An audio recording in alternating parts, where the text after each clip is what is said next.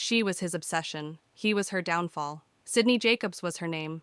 She was engaged to married Julius Latch, a wealthy businessman who had everything to offer Sydney, things that Mars could never give her, but he didn't care. He wanted her all for himself, no matter the cost. He watched her from afar, every move, every breath, every smile. He wanted her more than anything, but he knew he couldn't have her. She belonged to someone else, someone who didn't deserve her, someone who didn't love her like he did. Mars made sure to bump into her one day while she was out shopping.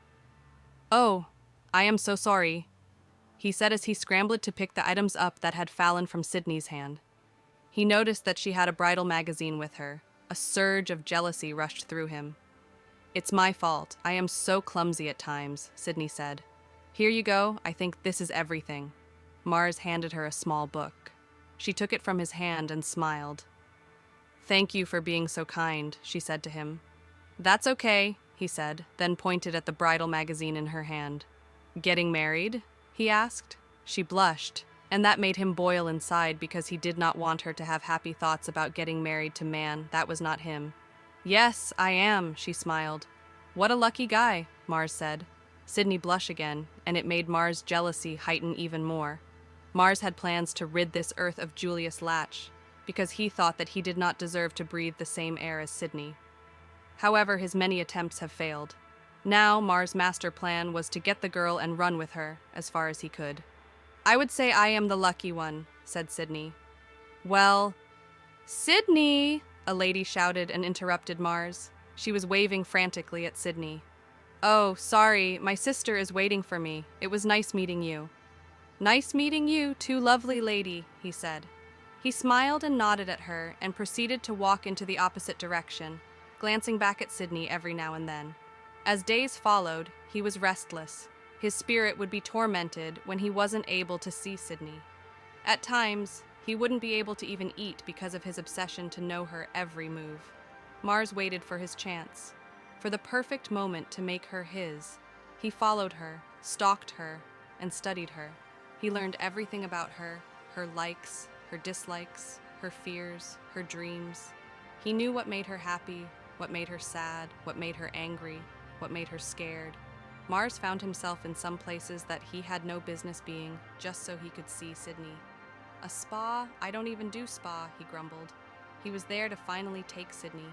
He disguised himself and carried out his wicked plan. He planned his move, his strategy, his trap. He lured her in with his charm, his wit, his lies. He made her trust him, like him, want him. He made her think he was her friend, her ally, her lover. He took her, by force, by surprise, by deception. He kidnapped her, locked her up, broke her down. He made her his prisoner, his toy, his slave. For days, Sydney would cry, and times where she wouldn't even utter a word to him, no matter how hard he tried talking to her. He had to feed her, bathe her, and brush her hair, which was his favorite thing to do because he loved the scent of her hair. He loved her in his own twisted way, his own sick way, his own dark way. He loved her more than life, more than sanity, more than himself. "You are a sick man, and no one will ever love you, and you can never force me to love you," Sydney cursed at him.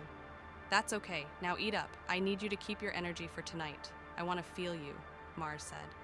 "I wish I could just throw up on you," Sydney said. "Well, if you are into that, then maybe you should. I vow to make you happy, Sid, so do whatever you want." He smiled at her from outside her jail cell. "You have me locked up in this place and forcing me to love you, to be your sex slave, to be your comfort, and it will never work. Let me out," she screamed. "I will only punish you more when you behave in such a manner, my sweet angel. Now eat up. I will be back to get you prepared for tonight." The lock cranked, and the cell was closed once more with a crying Sydney inside. Mars walked away and headed to his bedroom. He had promised her that once she started to behave in the manner he wanted her to, he would allow her to leave the jail cell. "My sweet Sydney," he said as he looked at the picture of her that he kept at his bedside, "you will come to me, you will be mine." He didn't care if she hated him, feared him, despised him. He didn't care if she cried, screamed, or begged. He didn't care if she suffered, bled, or died. He only cared that she was his, and his alone.